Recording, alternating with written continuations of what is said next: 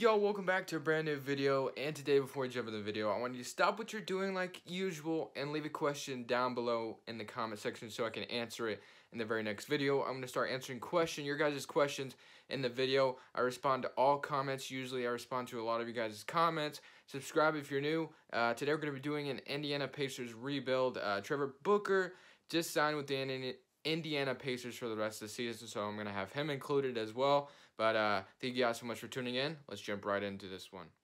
What's good, YouTube? Welcome back to a brand new video, and today we're going to be rebuilding the Indiana Pacers. The updated Indiana Pacers where Oladipo is now an 88 overall, and Trevor Booker just signed a minimum deal to join the Indiana Pacers for the season after the 76ers have bought him out. So the Indiana Pacers right now are on pace to be a really good team in the playoffs this year. They're the 5th seed in the Eastern Conference right now, so I think they will be a legitimate threat when it does come down to the Eastern Conference. They will be a decent team to watch out for. Not to say that they'll win a championship or anything crazy like that. The Pacers will be decent, and then they should have an interesting offseason coming next year where they could maybe sign a guy like Aaron Gordon or Julius Randle possibly, or maybe even some other free agents out there. But today I asked you guys to ask me questions, and I want you guys to continue that. Keep asking me questions because I'm going to answer you guys' questions while we do these rebuilds just to make them a little bit more interesting. I do have a few questions here, and this is being recorded the same day I uploaded the 76ers rebuild LeBron James earlier. So if your question didn't make the video, I apologize. If you commented after I made this video, then I will try to answer your question in the next video. Basically, if that makes any sense of what I just said at all. But my first question here is, I have Rage Noah, and he asked, who is your favorite basketball player and why do you like him? Alright, so I've answered this before, but I will answer it again. My favorite player is Damian Lillard. You can see his jersey back there behind me. My favorite player is Damian Lillard because Damian Lillard, I tend to attach my guys to people that are underrated or underdogs because I've just always liked underdog scenarios. Not to say that Damian Lillard is underrated. In my opinion, he kind of is, but not really. I mean, people acknowledge how good he is, and we know that he's really good and stuff, but when he was getting snubbed and stuff, it just made me like Lillard even more because of how, you know, underappreciated he is maybe by the NBA. He's a great player, and how he became my favorite player is after I didn't really watch the NBA back then, but I was watching the series where the Rockets and the Blazers were playing, and when Lillard hit that big shot, I just instantly knew that guy was great, and eventually I started watching basketball again, and I attached myself to the Portland Trail Blazers because my dad was a Blazers fan. And then Damian Lillard, you know, he's very loyal and stuff. He just became my favorite player, basically. So that is how that happened. But the next question I have is, where do you think LeBron will go next season? That is by LeGoat James. So where I think LeBron James will go next season, I did a rebuild earlier today about it. LeBron James to the 76ers maybe. But I think it's between 3 teams and 3 teams only. I think it's the Rockets, the Cavs, and the Sixers. I think those are the only 3 teams that will have a legitimate shot at having LeBron James on their roster next season. Of course, LeBron James staying with Cavaliers, I think is the most likely scenario. Or if he was going to leave anywhere, I think Philadelphia could be an interesting option. And I think Philadelphia is more likely than Houston because Houston needs to open up a lot of money in order to even get LeBron James, for one. And that's another ball-dominant player you have with Chris Paul and James Harden. I'm not sure how well that would work.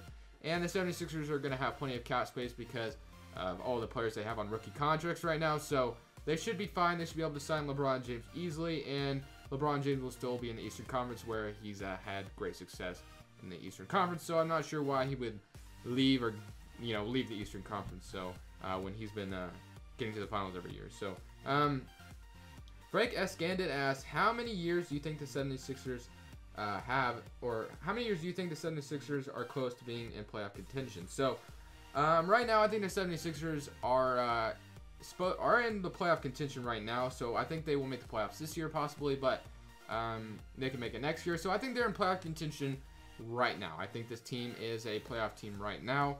If we want to take it down to championship contention, I think maybe in a few years, or if they sign LeBron James in the offseason, then it's probably as little as next year. I think the 76ers will be championship contenders next year if they're able to sign a guy like LeBron James. So great question. I think the 76ers are in playoff contention right now, and I think they're a playoff team right now for years to come.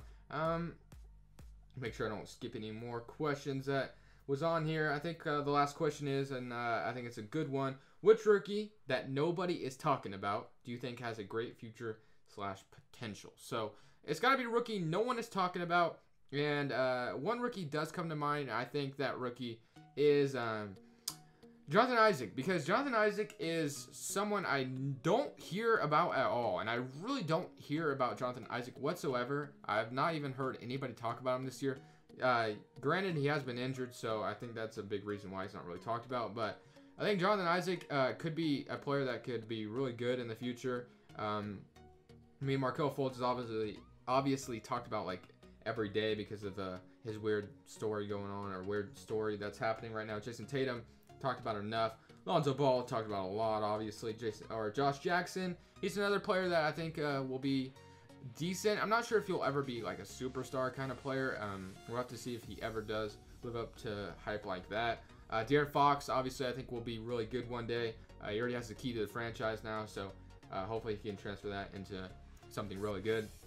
You have Lauri Markkanen, who is having a good season. Frank Ntilikina is another one I think that no one really talks about, but I think he's a pretty decent player. Luke Kennard, we'll have to see how he keeps playing with the Pistons. Blake Monk, Bam Adebayo, Justin Patton, DJ Wilson, TJ Leaf. John Collins, I think he's having a good season with the Hawks. Harry Giles, Terrence Ferguson. Jarrett Allen's also having a good season. OG Anunoby was starting for the Raptors for a while. I'm not sure if he still is. I actually watched him play live, which was pretty cool. Tyler Lydon, no. That was actually the biggest fail by the Denver Nuggets right there. And yeah, so I think that's going to summarize that question for me, because I don't really see anyone else. But we just signed Julius Randle, so I'm going to start to talk about the rebuild a little bit more. So we signed Julius Randle just for this season, just to see how it would go, because honestly, we didn't really have anybody else to sign out there, and I didn't want to sign. I had the potential to sign another max player, but there just wasn't anybody that was going to fit the team. So we're going to stick with the roster we have, get Julius Randle, and we don't even make the playoffs. So very sad. We're the 10th seed in the Eastern Conference, and Oladipo leads the way with 18 points per game. And yeah, 10th seed in the Eastern Conference is not good at all. So we got to simulate these playoffs. We got to go in the offseason. We got to adjust the team a little bit more, because I do want to win a championship at the end of the day with this team. The Pacers are a really good team, and I think they could be really good in the future, especially if they go out there next year who they are attached to a guy like Aaron Gordon or something crazy like that. If they can get Aaron Gordon, that's going to be really good for the Indiana Pacers. I think Oladipo and Aaron Gordon reuniting would be absolutely extraordinary for the Pacers. And right here we get the 13th pick in this draft lottery, so not sure how big of a factor that will be. But I'm starting to think that Julius Randle, we gave him a ton of money, and he just didn't, however, live up to the money. He didn't live up to his contract, basically. And there was a reason why I didn't give him no trade clause, because usually when you give players no trade clauses in 2K, they tend to sign more, because then they think, they're not going anywhere. But I decided not to give him a no trade clause just for this reason right here, is because I think I'm going to trade him today, because I just don't want Julius Randle. I mean, he's getting a ton of money, so I think we could spend that money elsewhere. We're going to attach Julius Randle on the 13th pick, looking for offers, and this is more of a salary dump right here. I kind of want to get rid of his salary, so I don't want to take much salary back, so that looks like a good offer right there. James Johnson, Josh Richardson looks decent. Jeremy Lin, Avery Bradley. Avery Bradley has too big of a contract. Steven Adams, heck no. Gary Trent, Serge Ibaka, Yusuf Nurkic has a big contract as well. And I think we're just going to take Marcus Morris and Mike Scott here. We're not absorbing a ton of money, and we're getting 2 key bench pieces. And we're trading the 13th pick as well to get these 2 players. So I'm not sure if we should have traded the 13th pick at all, but we did. So rookie signing. We don't have any rookies now because we traded our draft pick. Player options, Sabonis, of course, I'm going to accept that. And now when we go in this offseason, what we really need, desperately need, is a point guard. And if we can go out there and get Kyrie Irving, like I just saw, Kyrie Irving is a free agent. $32 million in cap space, plenty of money to sign a good point guard. So if we can go out there and get Kyrie Irving, there's no reason why we shouldn't be a championship team next year. So that's what we're going to go for in free agents. We're going to go for Kyrie Irving. If we can't get Kyrie Irving, maybe Kemba Walker as a backup plan, but Kyrie Irving would be ideal right now, because, man, Kyrie Irving is a great player in the NBA. Greatest handles I've ever seen. Maybe you could say AI did, but Kyrie Irving has some great handles, man. So Kemba Walker wants more money than Kyrie Irving does, which is absolutely insane if you ask me. Eric Bledsoe wants ton of money too. I really don't want to give Bledsoe a lot of money, but Kemba Walker, you know, wanting more money than Kyrie Irving kind of grinds my gears. I mean, Kemba, you ain't better than Kyrie. I mean, get that through your head right now. So, I gotta dump some more money just in case we can't sign Kyrie Irving. Maybe Kemba Walker as a backup plan wouldn't be a bad idea. So, I think I'm gonna trade Mike Scott here, dump his contract because we do need a little bit more money in order to sign Kyrie or to give Kemba Walker a contract offer. So, we're gonna have to go trade Mike Scott as much as I don't really want to. We definitely need some money in order to sign Kemba Walker, or try to sign him if we can't sign Kyrie Irving, like I said. So let's go back in here, offer Kemba Walker contract now that we have enough money. As much as I don't want to give him that much money, we definitely need a point guard. And Kyrie Irving and Kemba Walker go back to their respective teams. So I struck out on both of them. So then when I look at, there's no good point guards. I mean, Eric Bledsoe's left, but I really don't want Bledsoe, if I'm completely honest with you. So I might be forced to give Bledsoe an offer, though, because I really don't have another option out here. So maybe I start to think about it, and let's see if we can get Devin Booker, maybe play Devin Booker or Oladipo at point guard. But then there's Jimmy Butler. Maybe I sign him and he plays shooting guard, or maybe we play him at small forward. But of course, I think Devin Booker will get matched by the Pace or by the Suns. So I'm gonna go here and sign Jimmy Butler, and just like that, the Suns do match his offer sheet. So just like that, we get Jimmy Butler, and now we don't really have a point guard. I thought I could maybe sign Darren Collison back, but we don't have enough money. So getting Jimmy Butler is going to be huge. Darren Collison accepts another offer, and just like that, we don't have enough money to do anything else, really. I try to see if we can maybe sign George Hill back, but it just doesn't work out because he just wants a little bit more money. And he's kind of up there in age, so I didn't really want George Hill. He wasn't ideal by any means, but George Hill would have been a decent point guard to have. So I got to start to think about trade options. I'm going to move Jimmy Butler to small forward, and we got to go get a starting point guard because there's no way Corey Joseph is going to be my starting point guard going into the last season, because we need to win a championship.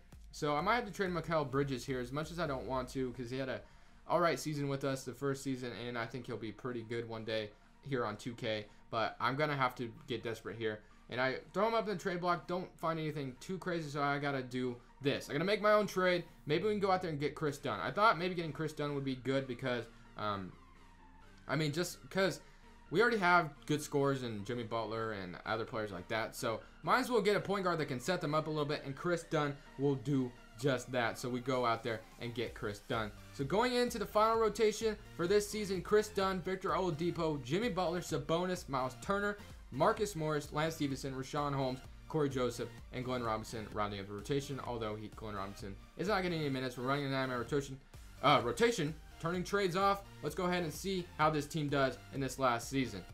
Going into the last season, we don't have anybody on the All-NBA teams. No all defensive teams as well. No all rookies because we didn't have a rookie. So that's okay. But we're the 4th seed in the Eastern Conference, and that's okay. It's not terrible, but would like to see us better than that. Oladipo, 18 points per game.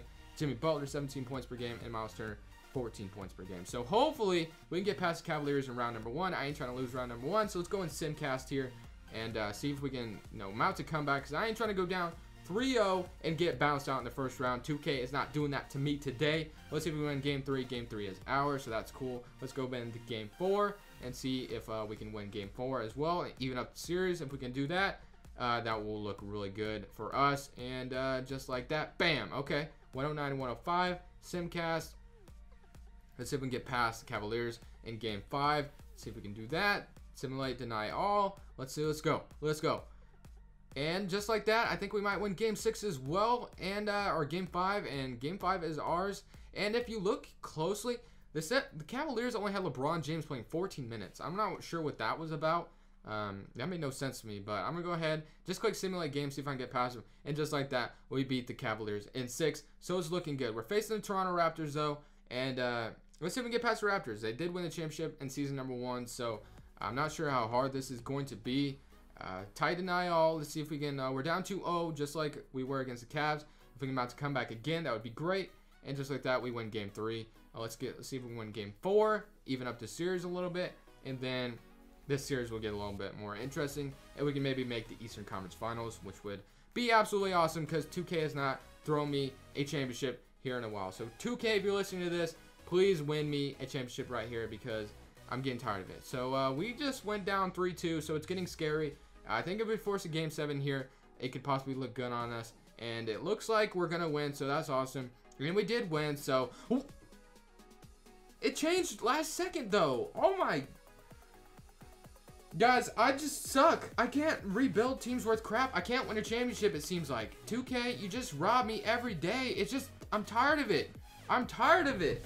It's getting... Thank you guys so much for watching that rebuild. If you did enjoy, make sure to smash that like button. And, of course, subscribe if you're new. I just really appreciate you guys' support. You guys mean the absolute world to me. Thank you guys so much. This is Crushables, and I'm saying peace.